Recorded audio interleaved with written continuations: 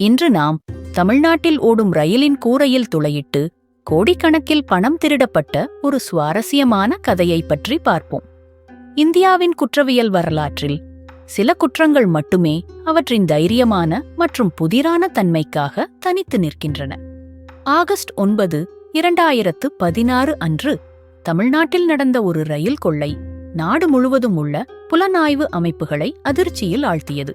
சேலத்திலிருந்து சென்னைக்கு ஓடிக்கொண்டிருந்த ரயிலின் கூரையை துளையிட்டு பல கோடி ரூபாய் பணத்தை கொள்ளையர்கள் திருடிச் சென்ற சம்பவம் ஒரு தசாப்தத்திற்கும் மேலாகியும் இன்றும் பேசப்படுகிறது.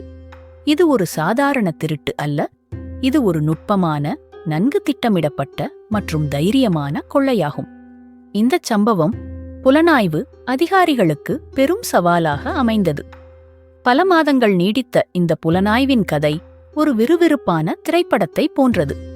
ஆகஸ்ட் 9, 2016 செவ்வாய்க்கிழமை சென்னை எழும்பூர் ரயில் நிலையத்தில் அன்றைய காலை பொழுது பரபரப்பாக விடிந்தது.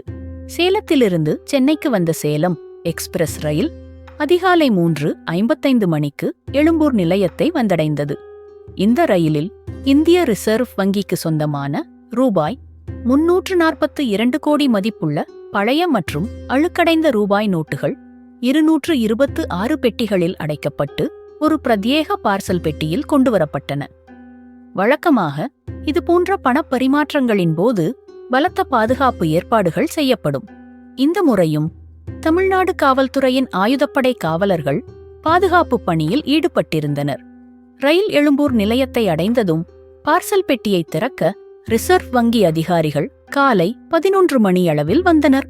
அதிகாரிகள் பார்சல் பெட்டியை திறந்தபோது அவர்கள் கண்ட காட்சி அவர்களை அதிர்ச்சியின் உச்சிக்கு கொண்டு சென்றது.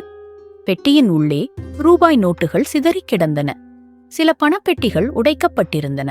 மேலும் பெட்டியின் கூரையில் ஒரு ஆள் நுழையும் அளவிற்கு ஒரு பெரிய துளை காணப்பட்டது. உடனடியாக உயர் அதிகாரிகளுக்கு தகவல் தெரிவிக்கப்பட்டது.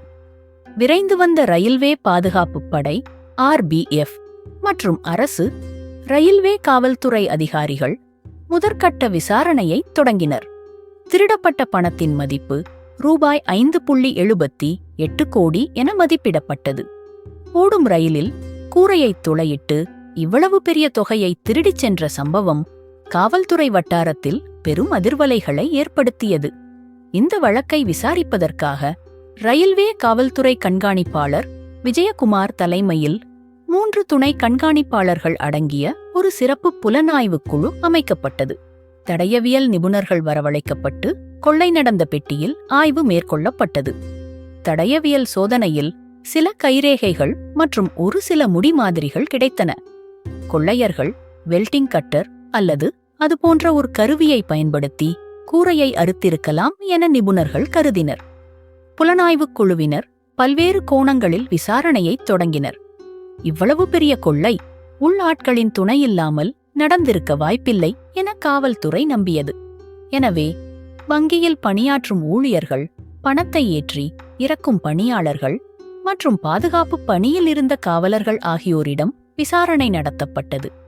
கொள்ளை ரயிலின் பயணப் பாதையில் எங்கு நடந்திருக்கும் என்பதை கண்டறிவது ஒரு பெரிய சவாலாக இருந்தது. சேலத்திலிருந்து சென்னை வரையிலான 350 கிலோமீட்டர் தூரத்தில் இந்த சம்பவம் எங்கு வேண்டுமானாலும் நடந்திருக்கலாம்.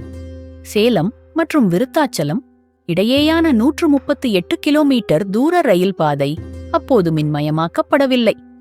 எனவே அந்த பகுதியில் ரயிலின் கூரையில் ஏறி துளையிடுவது எளிதாக இருந்திருக்கும் என காவல்துறை சந்தேகித்தது. விருத்தாச்சலத்தில் ரயிலின் டீசல் இன்ஜின் மாற்றப்பட்டு மின்சார இன்ஜின் பொருத்தப்படும். எனவே அதற்கு முன்பாகவே கொள்ளை நடந்திருக்க அதிக வாய்ப்பிருப்பதாக கருதப்பட்டது. சேலம் முதல் சென்னை வரையிலான அனைத்து ரயில் நிலையங்களிலும் உள்ள CCTV கேமரா பதிவுகள் ஆய்வு செய்யப்பட்டன. ஆனால் அவற்றில் சந்தேகத்திற்கிடமான எந்த நடமாட்டமும் பதிவாகவில்லை. ஆரம்பகட்ட விசாரணையில் குறிப்பிடத்தக்க எந்த முன்னேற்றமும் ஏற்படவில்லை. நாட்கள் வாரங்கள் மாதங்களாயின. ஆனால் கொள்ளையர்களைப் பற்றிய எந்தத் தகவலும் கிடைக்கவில்லை. இந்த வழக்கு தமிழ்நாடு காவல்துறையின் குற்றப்புலனாய்வுத் துறைக்கு CBCID மாற்றப்பட்டது. ஆகஸ்ட் 11, 2016 அன்று இந்த வழக்கு சிபிசிஐடியிடம் ஒப்படைக்கப்பட்டது. சிபிசிஐடி அதிகாரிகள் விசாரணையை மீண்டும் முதலில் இருந்து தொடங்கினர். அவர்கள் நாடு முழுவதும் உள்ள பல்வேறு குற்றவாளி குழுக்களின் செயல்பாடுகளை ஆய்வு செய்தனர். குறிப்பாக ரயில்களில் கொள்ளையடிக்கும் கும்பல்களைப் பற்றிய தகவல்களை சேகரித்தனர். அப்போது மத்திய பிரதேசம், ராஜஸ்தான், குஜராத் மற்றும் மகாராஷ்டிரா போன்ற மாநிலங்களில் பார்தி என்றழைக்கப்படும் ஒரு பழங்குடியின கொள்ளை கும்பல் இதுபோன்ற துணிகரமான கொள்ளைச் சம்பவங்களில் ஈடுபட்டு வந்தது தெரியவந்தது. இந்த கும்பல் ரயில்களின் கூரையில் ஏறி கொள்ளையடிப்பதில் கைதேர்ந்தவர்கள். சிபிசிஐடியின் ஒரு சிறப்பு குழு மத்திய பிரதேசத்திற்கு விரைந்தது. அங்கு உள்ளூர் காவல்துறையின் உதவியுடன் பார்த்தி கும்பலை பற்றிய தகவல்களை சேகரித்தனர். இந்த கும்பல் பொதுவாக ரயில் பாதைகளுக்கு அருகே தற்காலிக கூடாரங்களை அமைத்து தங்கி நோட்டமிட்டு கொள்ளைச் சம்பவங்களில் ஈடுபடுவார்கள் என தெரியவந்தது. 2 வருடங்கள் கடந்த நிலையில் 2018 அக்டோபரில் இந்த வழக்கில் ஒரு முக்கிய திருப்புமுனை ஏற்பட்டது. மத்திய பிரதேசத்தின் ரத்லாம் மாவட்டத்தைச் சேர்ந்த தினேஷ் 38 மற்றும் ரோஹன் பார்தி 29 ஆகிய இருவர் சென்னைக்கு வரும் வழியில் கைது செய்யப்பட்டனர். அவர்களிடம் நடத்தப்பட்ட விசாரணையில் சேலம் ரயில் கொள்ளையில் அவர்களுக்கு தொடர்பு இருப்பது உறுதியானது. அவர்கள் அளித்த தகவலின் பேரில் இந்த கொள்ளையின் மூளையாகச் செயல்பட்ட மோஹர் சிங் என்பவன் உட்பட மேலும் 5 பேர் கைது செய்யப்பட்டனர். மோஹர் சிங் அப்போது மத்திய பிரதேசத்தின் குனா மத்திய சிறையில் வேறு சில குற்ற வழக்குகளுக்காக சிறையில் இருந்தான். கைது செய்யப்பட்ட மற்றவர்கள் ரூசி பார்தி, காளியா பார்தி, மகேஷ் பார்தி மற்றும் பிரஜ்மோகன் பார்தி ஆகியோர் ஆவர். இவர்கள் அனைவரும் மோஹர் சிங்கின் உறவினர்கள் மற்றும் நண்பர்கள். கைது செய்யப்பட்டவர்களிடம் நடத்தப்பட்ட விசாரணையில் இந்த கொள்ளை எப்படி திட்டமிடப்பட்டது மற்றும் செயல்படுத்தப்பட்டது பற்றிய அதிர்ச்சிகரமான தகவல்கள் வெளியாகின. மோஹர் சிங் தலைமையிலான இந்த கும்பல் தென்னிந்தியாவில் கொள்ளையடிப்பதற்காக ஆந்திரா மற்றும் கர்நாடகா வழியாக 2016 ஆண்டில் தமிழ்நாட்டிற்கு வந்துள்ளது. சேலம் பகுதியில் ரயில் பாதைகளுக்கு அருகே தங்கி நோட்டமிட்டுள்ளனர். ரிசர்வ் வங்கிக்கு ரயிலில் பணம் கொண்டு செல்லப்படும் தகவலை அறிந்த அவர்கள் இந்த கொள்ளைக்கு திட்டமிட்டுள்ளனர். சேலம் மற்றும் விருத்தாச்சலம் இடையேயான ரயில் பாதையை அவர்கள் பலமுறை நோட்டமிட்டுள்ளனர். அந்த பகுதியில் ரயில் சுமார் 45 நிமிடங்கள் நிற்காமல் செல்வதால் அது கொள்ளையடிக்க வசதியாக இருக்கும் என அவர்கள் முடிவு செய்தனர். ஆகஸ்ட் 8, 2016 அன்றிரவு சின்னசேலம் ரயில் நிலையத்தில் ரயில் புறப்படத் தயாராக இருந்தபோது மோஹர் சிங் மற்றும் அவனது கூட்டாளிகள் 5 பேர் ரயிலின் கூரையில் ஏறியுள்ளனர். பார்சல் பெட்டியின் மீது ஏறி பேட்டரியில் இயங்கும் மற்றும் கையால் இயக்கப்படும் கட்டர்களை பயன்படுத்தி கூரையை அறுத்துள்ளனர். ரயில் ஓடிக்கொண்டிருந்த போதே இந்த வேலையை அவர்கள் செய்துள்ளனர். துளை ஏற்படுத்தப்பட்டதும் இருவர் உள்ளே இறங்கி பணப்பெட்டிகளை உடைத்து பணக்கட்டுகளை எடுத்து லுங்கிகளில் கட்டி மேலே உள்ளவர்களிடம் கொடுத்துள்ளனர். ரயில் விருத்தாச்சலம் அருகே மெதுவாகச் சென்றபோது குறையில் இருந்தவர்கள் பணக்கட்டுகளை கீழே தண்டவாளத்தின் அருகே காத்திருந்த மற்ற கூட்டாளிகளிடம் வீசியுள்ளனர். பின்னர் அவர்களும் ரயிலில் இருந்து குதித்து தப்பிச் சென்றுள்ளனர். கொள்ளையடிக்கப்பட்ட பணம் 5,78,00,000 ரூபாய். ஆனால் கொள்ளை நடந்த 3 மாதங்களுக்குள் நவம்பர் 8, 2016 அன்று இந்திய அரசு 500 மற்றும் 1000 ரூபாய் நோட்டுகளை செல்லாததாக அறிவித்தது.